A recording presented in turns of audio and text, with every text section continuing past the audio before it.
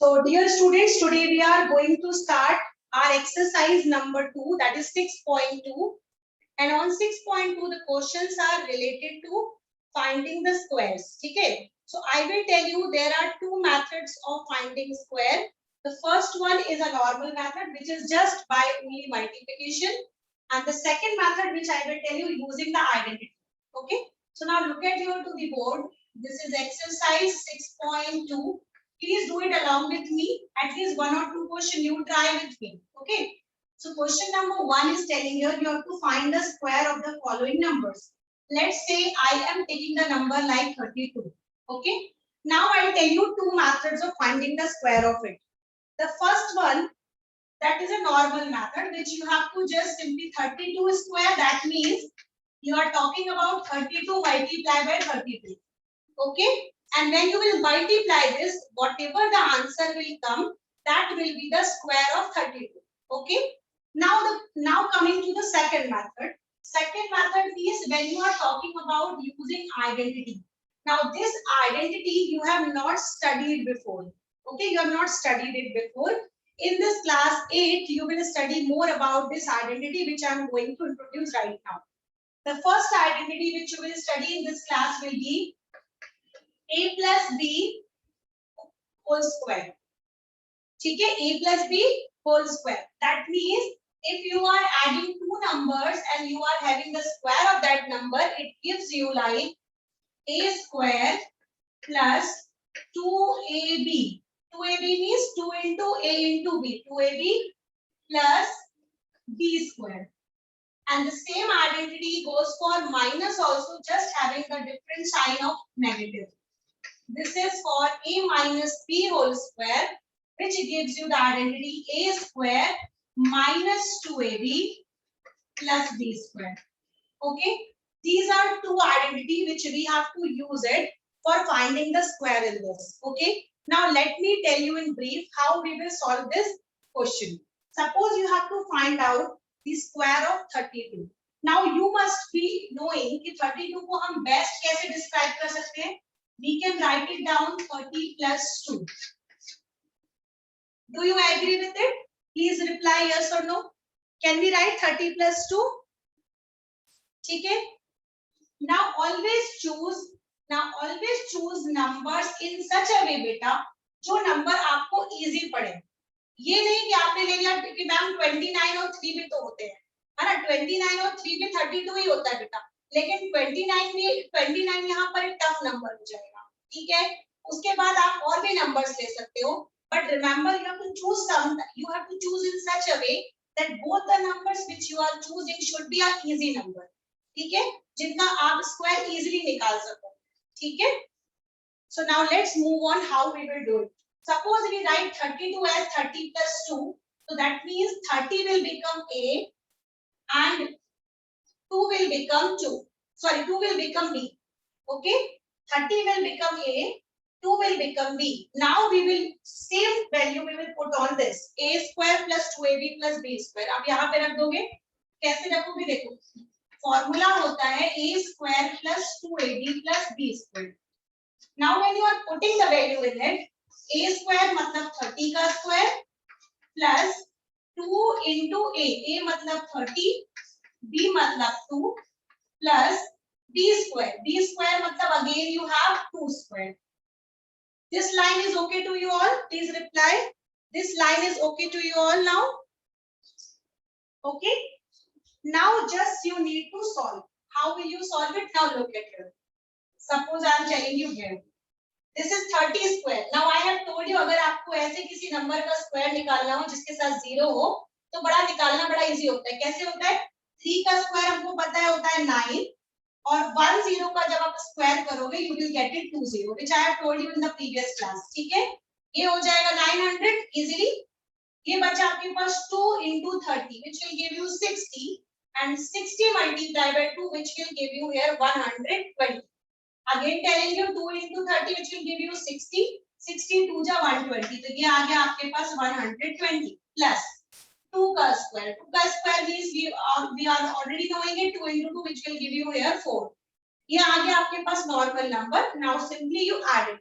तो जब आप इनको ऐड करोगे तो आपके पास ये 900 था, ये 100 मिला के हो गया 1000 एंड 1000 एंड ये मिलाकर हो जाएगा total 1024. This is the method of finding square. Now you must be thinking कि मैम ये वाला प्रोसेस तो ज्यादा इजी था कि हम 32 को 32 से मल्टीप्लाई कर लेते हैं and we could get the directly answer. ठीक है, absolutely correct. You will be getting the answer very easily. ठीक है, but remember, suppose in exam it comes, you have to find out the square by using identity. और suppose आपका जो question है वो 2 marks का होता है या 3 मार्क्स का होता है, अगर सिंगल 1 मार्क्स का है तो डायरेक्टली आप 32 से 32 को मल्टीप्लाई करो और डायरेक्ट आंसर लिख दो, that is fine. But suppose अगर क्वेश्चन आपका बेटा 1 से ज्यादा मार्क्स कैरी करता है, फॉर एग्जांपल 2 मार्क्स कैरी करता है या 3 मार्क्स कैरी करता है, तब आपको ये वाली मेथड करनी चाहिए जो अभी मैंने आपको बताई. ठीक है, now I want all the students to please try one question which I am giving you right now. So now students, I have given you a question for finding square, that is 99 का square. ठीक है, now I have told you as 30 plus 2, so आपने भी सोचा yes ma'am ने जब 30 plus 2 बोला है तो क्यों ना हम 95 plus 4 ले लें, 90 plus 9 ले लें, 98 plus 1 ले लें, 97 plus 2 ले लें. बट अभी मेरे क्लास के कुछ बच्चों ने 100 minus 1 भी बोला है. ठीक है, अब आपसे हम पूछते हैं, अब आप मुझे खुद से बताओ इनमें से ऐसा कौन सा पेयर ऑफ नंबर है which is very easy to find out. खुद से गेस करो और बताओ. अच्छा, 100 minus 1, you agree? Why 100 minus 1 is easy बेटा? Because जब आप उसको सॉल्व करोगे ना तो आपको स्क्वायर किसी का याद नहीं करना पड़ेगा, दोनों का स्क्वायर बड़ा इजी आएगा. लेकिन अब जब आप 95 plus 4 का स्क्वायर करोगे, सॉल्व करोगे, तो आपको 95 का भी मल्टीप्लाई करके निकालना पड़ेगा क्योंकि 95 को किसी को याद नहीं है. ठीक है, मुझे खुद भी याद नहीं है, मुझे मल्टीप्लाई करना पड़ेगा. तो अगर बेटा मुझे मल्टीप्लाई करना ही था तो मैं 99 का डायरेक्ट ही कर लेती. सोचो, गेस करो, अगर मुझे 95 का स्क्वायर करना पड़ा जैसे मैंने 30 का किया था उस समय, तो अगर मुझे 95 का मल्टीप्लाई करना ही पड़ा या 98 का करना ही पड़ेगा, 97 का करना ही पड़ेगा, तो आप मुझे खुद से सोच कर बताओ कि मैं डायरेक्ट 99 का नहीं कर लूंगी. I have to use a method and I have to break the number in such a way कि मुझे उस पे ज्यादा मेहनत ना करना पड़े. In easier way we find out the square of it. Getting or not? Please tell me now, yes or no. Are you understanding what I am trying to say? Okay, so it means the easier way will be 100 minus 1. These all are correct. I am not denying that they are wrong. They are absolutely right, beta. But if you are finding by 100 minus 1, the answer will be more appropriate and easy to solve. The main thing is it is easy to solve for you. Now use करो 100 minus 1 and use this identity. क्योंकि जब आप 100 minus 1 use करोगे बेटा तो identity a plus b नहीं लगेगी, यहाँ पर लगेगा अब a minus b. ठीक है, a minus b का whole square because यहाँ पर आ गया sign of minus. Now please use this value for putting in the formula and tell me how will you get the answer for it. Think now and tell me the answer. Just guess it and you do it in your fair copy. We will use simply the formula a square minus 2ab plus b square. a की जगह पर रखेंगे हम 100, 2 as it is रहेगा, फिर a की जगह जहां जहां a रहेगा वहां वहां 100 आएगा, जहां जहां पर b रहेगा वहां वहां पर 1 रहेगा. अब इस इक्वेशन को सॉल्व कीजिए and tell me what will you get as answer in this case. The simple process, it's 100 का स्क्वायर. तो बेटा आपको पता है 1 का स्क्वायर 1 ही होता है, और अगर आपको पता है डबल जीरो है और आप उसका स्क्वायर करोगे तो मेरे पास अब 4 जीरो आ जाएंगे, है ना. So the number will become 10,000 this time. Then minus 2 with 100 it will give you 200 only, and 200 का 1 से मल्टीप्लाई करेंगे we will get it again 200. Okay.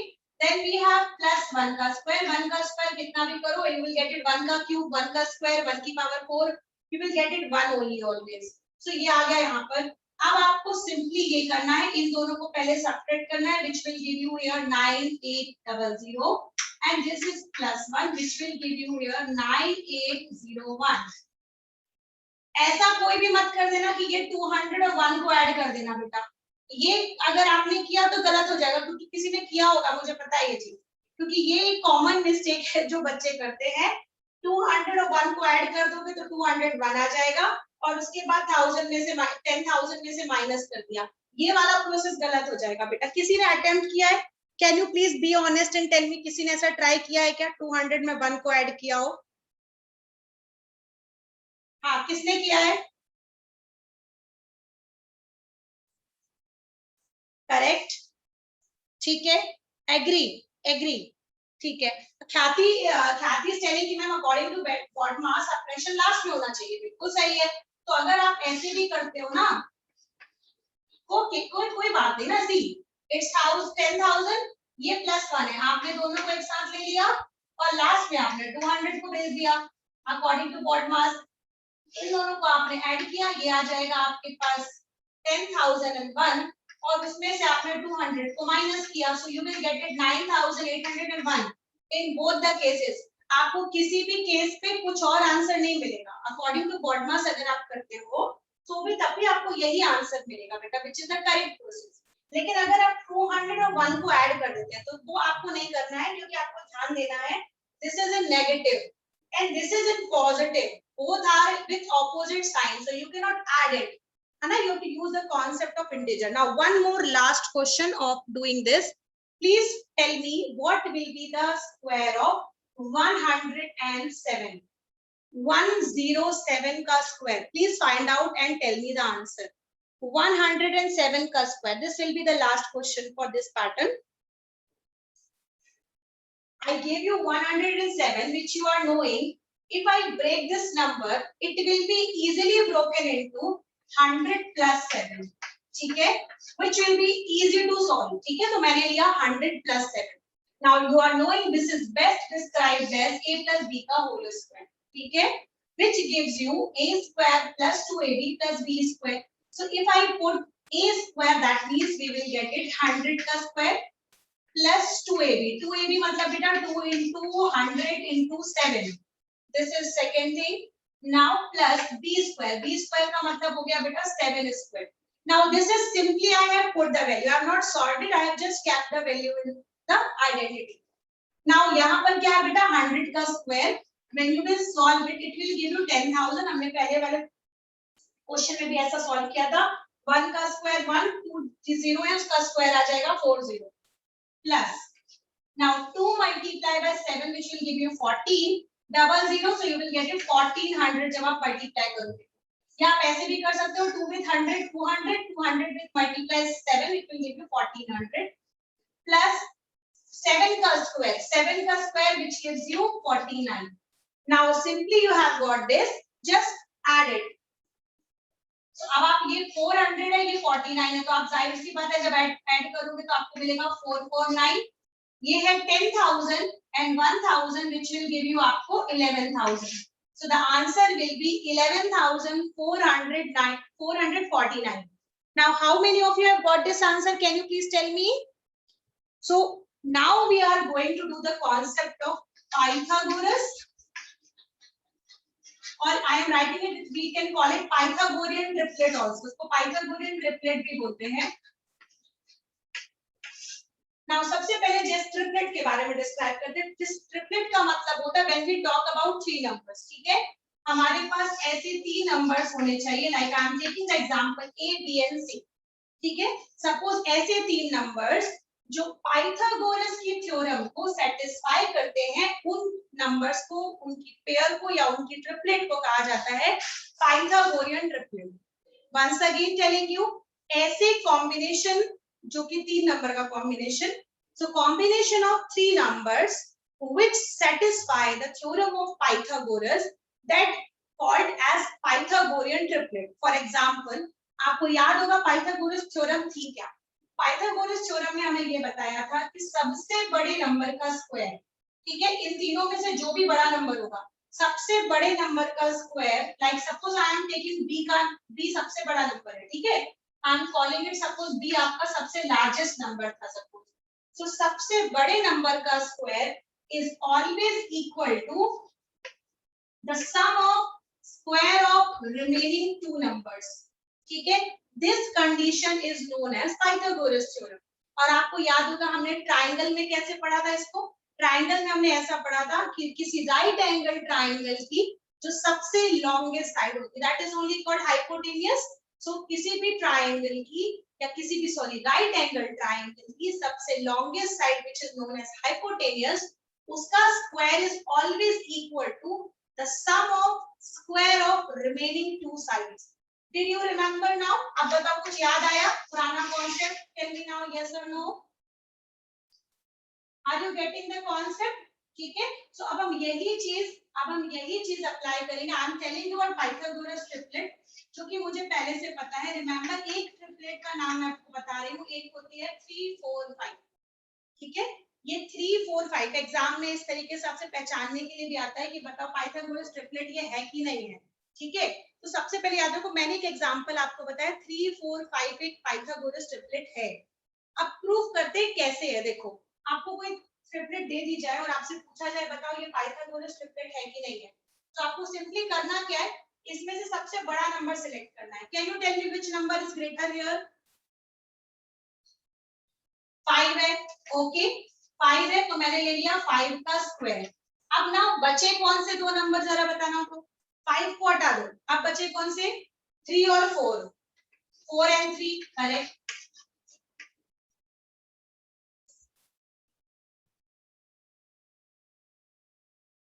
Okay, so the remaining numbers were 3 and 4. अगर ये condition सच निकली, it means ये वाली theorem जो है या ये जो नंबर्स की ट्रिपलेट हमको दी हुई है, ये पाइथागोरन ट्रिपलेट बन जाएगी। Let us see whether it is follows or not. Now look at here. 5 का square every one of us knows that is 25. ठीक है, अब इन दोनों का सम अगर हमें 25 मिल गया, मतलब ये स्टेटमेंट करेक्ट है। So now look at here, 3 का स्क्वायर which comes as 9, 4 का square gives you as 16 and दोनों को ऐड किया तो हमें मिला 25. Now what do you say? Is it that was Pythagorean triplet or not? 3 4 5 Pythagorean triplet थी या नहीं थी? It was there. ठीक है, it was there, correct. But ये तो मैंने आपको पहले से बता दिया था, पहले ही मैंने शुरू में ही कह दिया था कि बेटा ये पाइथागोरियन ट्रिपलेट है। ठीक है, क्योंकि मुझे याद है। ठीक है, अब मैं आपको एक एग्जांपल देती हूँ, अब आप मुझे बताइए कि दिस इज पाइथागोरियन ट्रिपलेट और not. Right it down the numbers 6 8 10 6 8 10। The numbers are 6 8 10. Now you tell me whether it is Pythagorean triplet or not by proving it on your copy. Pythagoras theorem है, absolutely correct. This is also a Pythagoras triplet. अब इसको solve कैसे किया था आपने? You have सबसे पहले you have selected the larger number was 10. 10 को आपने सेपरेट कर लिया और remaining numbers were there 6 square and 8 square. It was giving you 36. It was giving you 64. And when you have added this, you will be getting 100. And 10 का square बेटा 100 ही होता है. So that means yes, it is a Pythagorean triplet.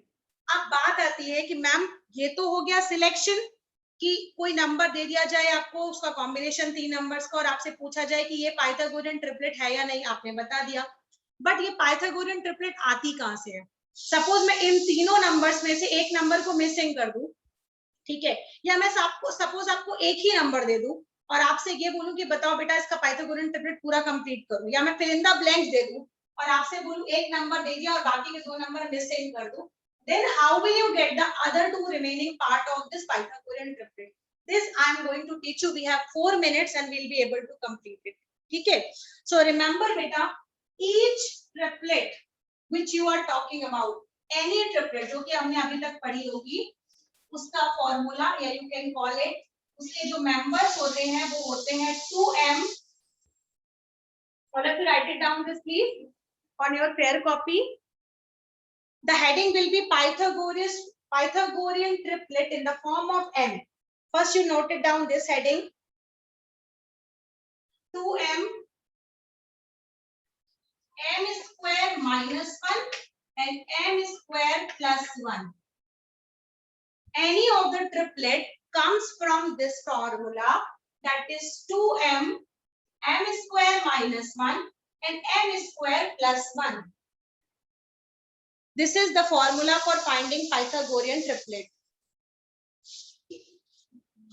Abhi tak I was discussing here that we have 3 numbers. Suppose So you can find out. अब suppose हमारे पास एक number आया. For example, I gave you a number like 6. ठीक है, मैंने आपको एक number दिया 6 और मैंने आपसे ये बोला बेटा I want the triplet just in which one of the member is 6. ठीक है, आपको इसकी पूरी ट्रिपलेट कंप्लीट करनी है जिसका एक मेंबर 6 है. ठीक है, जिसका एक मेंबर 6 है. तो आप सबसे पहले क्या करो, जो भी मेंबर आपको दिया हुआ हो अगर वो इवन नंबर है, please keep it your mind, अगर वो इवन नंबर है तो आप हमेशा उसको 2m के इक्वल ले लो. ठीक है, 2m इज इक्वल टू 6. ठीक है, और जैसे आपने 2m इज इक्वल टू 6 लिया, can you tell me what is the value of m now? What is the value of m now बेटा? 3. Yes, 6/2 which will give you 3. अब हमको मिल गया m. ठीक है, m की वैल्यू मिल गई और जैसे आपको m की वैल्यू मिलेगी आपके बचे हुए दो मेंबर इसे निकल आएंगे. कौन से दो मेंबर्स है? एक मेंबर है आपका m² + 1 और दूसरा मेंबर है m² - 1. Just put the value of m over here.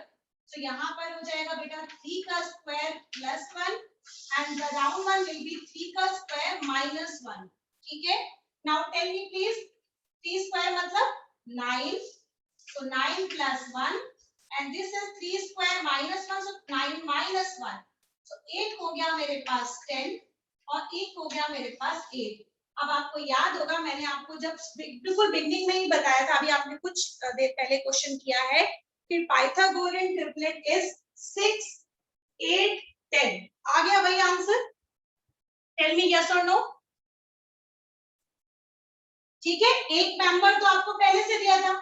Yes, एक मिनट बेटा क्या थी, देखो एक मेंबर तो आपको पहले से पता था, मैंने पहले से बताया था 6 कि 6 इसका मेंबर है और दो आपने निकाल लिए 8 और 10.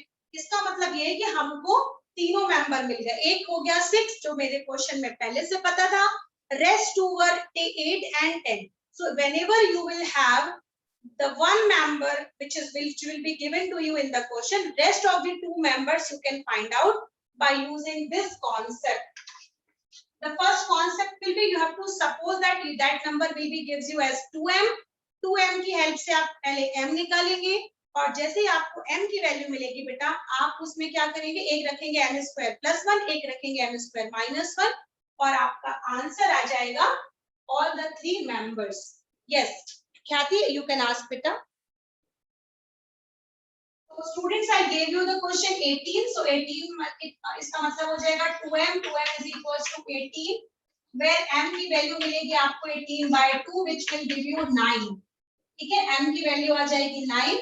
अब हमको पता है जो इसके अनदर मेंबर्स हैं वो है m² + 1, m² - 1. Just simply you have to put that is 9² + 1, 9² - 1. So 9² means comes 81. 81 + 1, another one will be 81 - 1.